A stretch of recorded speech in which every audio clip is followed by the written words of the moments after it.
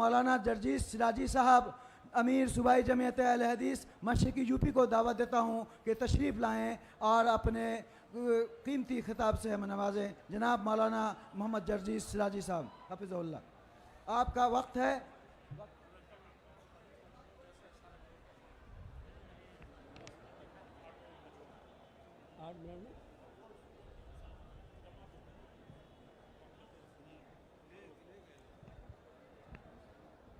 السلام علیکم ورحمۃ اللہ وبرکاتہ. الحمد للہ وحدہ والصلاة والسلام علی من لا نبی بعدہ، اما بعد. اعوذ باللہ من الشیطان الرجیم، بسم اللہ الرحمن الرحیم. یا ایہا الناس انا خلقناکم من ذکر وانثی وجعلناکم شعوبا وقبائل لتعارفوا ان اکرمکم عند اللہ اتقاکم. اسٹیج پر بیٹھے ہوئے معقر علماء کرام اور معزز سامعین حضرات جو ہندوستان کے گوشے گوشے اور چپے چپے سے تشریف لائے ہوئے ہیں، آل انڈیا اہل حدیث کانفرنس جو 35ویں آپ جو اس میں سماعت فرما رہے ہیں، اس میں شرکت کیے ہوئے ہیں، اس کا موضوع جو رکھا گیا ہے احترام انسانیت اور مذاہب عالم، یہ اپنے نوعیت کا بڑا حساس موضوع ہے اور تمام خطباء نے اسی موضوع پر گفتگو کی ہے. اللہ تبارک و تعالیٰ نے ساری انسانیت کو ایک کنبے سے، ایک قبیلے سے، خاندان سے جوڑا ہے. آپ اس بات کا اندازہ قرآن کی آیت سے لگا سکتے ہیں جو میں نے خطبے کے بعد آپ کے سامنے پڑھی ہے. اس کے اندر اللہ تبارک و تعالیٰ نے ساری دنیا کے انسانوں کو آپس میں بھائی بھائی قرار دیا ہے. بتایا یا ایھا الناس انا خلقناکم من ذکر و انثی. اے لوگو، ساری کائنات کے انسانوں کو مخاطب کر کے کہا کہ اے ساری دنیا کی مانو ذاتی، اے انسانوں، ہم نے تم کو ایک مرد اور ایک عورت سے پیدا کیا ہے اور ہم نے تمہارے شعبے اور قبیلے بنا دیے ہیں، اور اس کی وجہ یہ ہے کہ لتعارفوا، تاکہ تم ایک دوسرے کو پہچان سکو. تو یہ کہا کہ یا ایھا الناس انا خلقناکم من ذکر و انثی، ہم نے ساری انسانیت کو، سب کو ایک مرد اور ایک عورت سے پیدا کیا ہے. تم سب کا باپ ایک ہے، تم سب کی ماں ایک ہے، تم سب کا باپ آدم اور تم سب کی ماں ایک حوا، جس کو آپ آشو کہہ لیں، ہیووتی کہہ لیں، شتروپا، تم سب ایک ہی باپ کے اور ایک ہی ماں کے بیٹے ہو، یعنی تم سب آپس میں بھائی بھائی ہو. قرآن کریم کی ایک آیت ہم اور آپ کے سامنے پڑھ رہے ہیں، اس سے آپ اندازہ لگا سکتے ہیں کہ اللہ تبارک و تعالیٰ نے فرمایا کہ تم کسی بھی مذہب کے یا کسی بھی مکتبہ فکر سے تمہارا تعلق ہو، لیکن عدل و انصاف کا جب معاملہ آئے، نیائے کا، ججمنٹ کا جب معاملہ آئے، تو اس میں تم کسی کو یہ نہیں دیکھو گے یہ کون ہے، کس دھرم سے ہے، کیا ہے. آپ اس بات سے اندازہ لگا سکتے ہیں انسانیت اس وقت تک برقرار نہیں رہ سکتی ہے جب تک کہ دنیا کے اندر عدل نہ ہو، جب تک کہ ہم عدل سے کام نہ لیں. فرمایا وَلَا يَجْرِمَنَّكُمْ شَنَآنُ قَوْمٍ عَلَىٰ أَن لَّا تَعْدِلُوا. صاف لفظوں میں فرمایا کہ اے لوگوں، کہیں ایسا نہ ہو تمہیں کسی قوم کی دشمنی اس بات پر تمہیں مجبور نہ کر دے کہ تم اس کے ساتھ انصاف نہ کر سکو. انصاف ہر حال میں کرنا ہے، چاہے وہ کسی بھی مذہب کا ماننے والا ہو. یہ نہیں دیکھنا ہے کہ یہ کون ہے، اس سے ہمارا تعلق قریبی ہے تو اس کے فیور میں فیصلہ کر دیا جائے. اسلام کی تاریخ کا اگر آپ مطالعہ کریں گے تو ایسے ایسے مناظر آپ کے سامنے آئیں گے کہ حضرت علی رضی اللہ تعالیٰ عنہ کے زمانے میں ایک یہودی مجرم ثابت ہو گیا اور اس کو کوڑے لگانا تھے، لہٰذا حضرت علی رضی اللہ تعالیٰ عنہ نے حکم دیا کہ اس یہودی کو کوڑے لگائے جائیں. اور کوڑے لگانے والا حضرت علی کا غلام تھا قمبر، اس نے کوڑے لگائے. کوڑے لگانے میں کنفیوز ہو گیا کہ ہم نے اس کو 9 کوڑے مارے ہیں یا 10 مارے ہیں، لہٰذا اس نے یہ سوچ کر کہ 9 ہی لگے ہوں گے، ایک کوڑا اور مار دیا. جب اس کو کوڑا لگ گیا تو پھر اس نے حضرت علی رضی اللہ تعالیٰ عنہ سے کہا کہ امیر المومنین، آپ کے خادم نے، آپ کے غلام نے ایک کوڑا مجھے زیادہ مارا ہے اور مجھے اس کا انتقام چاہیے. فوراً اسی وقت حضرت علی رضی اللہ تعالیٰ عنہ نے قنبر سے کہا کہ آئے قنبر ادھر آؤ اور دیکھو یہ یہودی کیا کہہ رہا ہے۔ قنبر نے اعتراف کیا کہ ہاں امیر المومنین مجھے شک ہے، پتہ نہیں 9 مارے تھے یا 10، تو یہ سوچ کر کہ 9 ہی مارے ہوں گے، ایک اور میں نے مار دیا، مجھے اعتراف ہے اس بات کا کہ ہو سکتا ہے کہ ایک کوڑا زیادہ لگ گیا ہو۔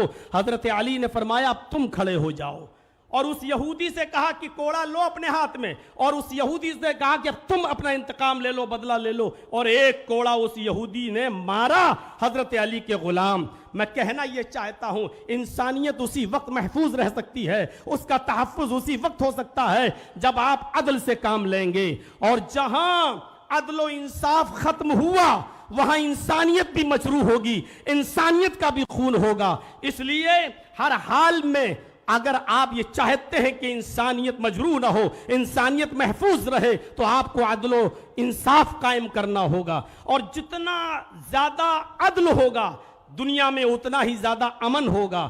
آپ کو شاید یاد ہوگا حضرت علی رضی اللہ تعالیٰ عنہ نے بھی ایک یہودی کے خلاف مقدمہ دائر کر دیا تھا قاضی شریح کی عدالت میں کہ میری ایک زرہ ایک یہودی کے پاس ہے، اور جب یہودی کو پیش کیا گیا تو یہودی نے کہا وہ زرہ میری ہے۔ حضرت علی سے کہا گواہ پیش کرو۔ حضرت علی نے جو گواہ پیش کیے تھے شرعی اعتبار سے ان گواہوں کی کوئی حیثیت نہیں تھی۔ قاضی شریح نے امیر المومنین حضرت علی کے خلاف فیصلہ سنایا، یہ کہتے ہوئے کہ اے علی آپ نے جو گواہ پیش کیا ہے وہ آپ کا بیٹا ہے، اور شریعت محمدی کے اندر بیٹے کی گواہی باپ کے حق میں تسلیم نہیں کی جاتی ہے۔ اے علی آپ نے دوسرا گواہ اپنا غلام پیش کیا ہے، غلام کی گواہی بھی مالک کے حق میں آقا کے حق میں قبول نہیں کی جاتی ہے، لہٰذا یہ زرہ کا مالک یہودی ہے۔ حضرت علی کے خلاف فیصلہ سنایا۔ یہ عدل، یہ انصاف ہمیں یہ بتلا رہا ہے کہ جب اس طریقے کا عدل تھا، جب اس طریقے کا انصاف تھا تو انسانیت چین اور سکون کا سانس لیتی تھی۔ یقیناً آج عدل و انصاف ہمارے معاشرے سے ختم ہوتا چلا جا رہا ہے۔ وہ ملک شام کا وہ واقعہ بھی ہمارے اور آپ کے سامنے آنا چاہیے کہ حضرت عمر فاروق جب ملک شام گئے تو ایک 12 سال کے یہودی بچے نے عمر ابن عاص کے بیٹے کے خلاف شکایت کی کہ امیر المومنین ہمیں عمر ابن عاص کے اس بچے نے اس یہودی نے کہا کہ عمر ابن عاص کے بیٹے نے ہمیں کو کوڑا مارا ہے، میرا گھوڑا اس سے آگے نکل گیا تھا ریس میں۔ حضرت عمر فاروق نے سنا تو فوراً غصے سے لال پیلے ہوئے حضرت عمر ابن عاص سے کہا کہ یہ کیا ہو رہا ہے۔ فوراً بلایا گیا، بیٹے نے عمر ابن عاص کے بیٹے نے اپنا جرم کا اقبال کیا اور اس یہودی بچے سے کہا کہ تو بھی اپنا انتقام لے لے۔ ہماری حکومت، ہماری خلافت، ہماری چودراہٹ سب کچھ ہونے کے باوجود خود عمر ابن عاص کے بیٹے کو اس یہودی بچے نے کوڑا لگایا۔ میں علامہ احسان الہی ظہیر کی ایک بار تقریر سن رہا تھا، انہوں نے تو اپنے خطاب کے اندر یہ بھی کہا کہ ایک کوڑا حضرت عمر فاروق نے اپنے خاتم سے کہا کہ عمر ابن عاص کو بھی لگاؤ۔ جب عمر ابن عاص کو کوڑا لگا تو انہوں نے پوچھا کہ مجھے کیوں کوڑا مارا جا رہا ہے، میرا کیا قصور ہے؟ تو فرمایا تمہارا قصور یہ ہے کہ تم نے اپنے بیٹے کو صحیح تربیت نہیں دی ہے، اگر تم نے اپنے بیٹے کو صحیح تربیت دی ہوتی تو تمہارا بیٹا ناجائز کسی یہودی بچے کو کوڑا نہیں مارتا۔ یہ تحفظ انسانیت کا میرے بھائیوں وہ دور تھا جب عدل تھا، جب انصاف تھا، تو اس طریقے سے ہمارے معاشرے اور سماج اور سوسائٹی کے اندر انسانیت کا تحفظ تھا۔ آج ذرا آپ اپنے علاقوں میں دیکھیں، اپنے ملک کی بات تو چھوڑ دیجئے، کسی ایک چھوٹی بستی کے اندر بھی آپ کو عدل کے یہ نمونے نہیں ملیں گے، عدل کی یہ چیزیں آپ کے سامنے نہیں آئیں گی۔ قرآن کریم تحفظ انسانیت کے سلسلے میں اتنی عظیم بات کہتا ہے۔ میں جانتا ہوں جن لوگوں نے دیگر ادیان کا مطالعہ کیا ہوگا ان کو اچھی طریقے سے معلوم ہوگا کہ اس طریقے کی کوئی بات دوسرے مذہب میں اس کا عشر بھی نہیں ملے گا، 10واں حصہ بھی نہیں ملے گا۔ من قتل نفسا بغیر نفس او فساد فکأنما قتل الناس جميعا، جس نے کسی ایک انسان کو قتل کر دیا، نفس واحد کا قتل کیا، ہندو مسلم کی قید نہیں، کسی ایک انسان کو اگر قتل کر دیا تو قرآن کہتا ہے، یہ ہمارے اسلام کے اصول اور ضابطوں میں شامل ہے، صاف طور پر اللہ تبارک و تعالیٰ نے فرمایا کہ اس قاتل کو یہ جان لینا چاہیے کہ وہ صرف نفس واحد کا قاتل نہیں ہے، وہ ایک انسان کا قاتل نہیں ہے۔ فَكَأَنَّمَا قَتَلَ النَّاسَ جَمِيعًا، وہ ساری انسانیت کا قاتل ہے۔ ذرا تصور کریں، اس سے اگر مسئلے نکالیں تو بہت کچھ نکالے جا سکتے ہیں۔ ایک انسان کا قتل پوری دنیا کی انسانیت کا قتل، یعنی اگر آپ نے کسی ایک انسان کو اس کی ماں کی گالی دے دی تو آپ اس اکیلے کو گالی نہیں دے رہے ہیں، پوری ساری کائنات کی انسانیت کی ماں کو آپ گالی دے رہے ہیں۔ اگر آپ نے کسی ایک انسان کو ستایا تو ساری کائنات کے انسانوں کو آپ ستا رہے ہیں۔ یہ ہے اسلام کا تحفظ انسانیت کا نظام۔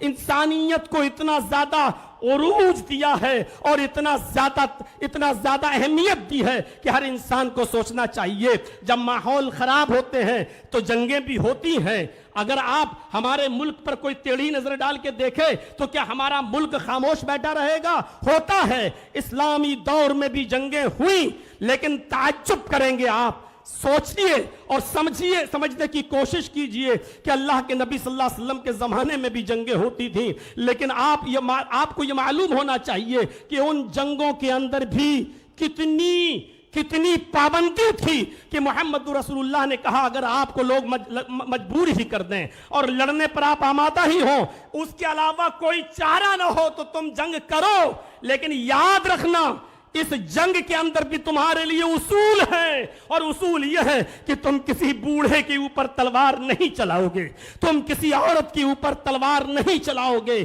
یہ تم کسی معصوم بچے کی گردن پر تلوار نہیں چلاؤ گے۔ یہ اصول اور یہ ضابطے بتائے ہیں۔ یہ نبی اکرم کا یہ فرمان پوری دنیا کی انسانیت کو سوچنا چاہیے کہ آج اسرائیل کس طریقے کی بمباری کر رہا ہے اور ناجائز طور پر فلسطین کے معصوم بچوں کو مار رہا ہے، قتل کر رہا ہے، عورتوں کو مار رہا ہے یا بیوہ کر رہا ہے۔ ساری دنیا کی انسانیت خاموش بیٹھی ہوئی ہے۔ وہ بچوں ہی کو ظلم و ستم کا نشانہ بنا رہا ہے، وہ وہاں کے لوگوں کو ناجائز طور پہ مار رہا ہے۔ میں کہنا یہ چاہتا ہوں کون غلط کون صحیح ایک الگ مسئلہ ہے، لیکن یہاں انسانیت مجروح ہو رہی ہے۔ محمد رسول اللہ صلی اللہ علیہ وسلم نے اس دور میں بھی یہی کہا تھا کہ کوئی بھی شخص جو ہے کسی بوڑھے کی گردن پہ تلوار نہ چلائے، کوئی بھی شخص کسی معصوم کی گردن پہ تلوار نہ چلائے، کوئی بھی شخص کسی عورت کو نہ مارے، کسی بوڑھے کو نہ مارے۔ یہ اصول اور یہ ضابطے متعین کیے تھے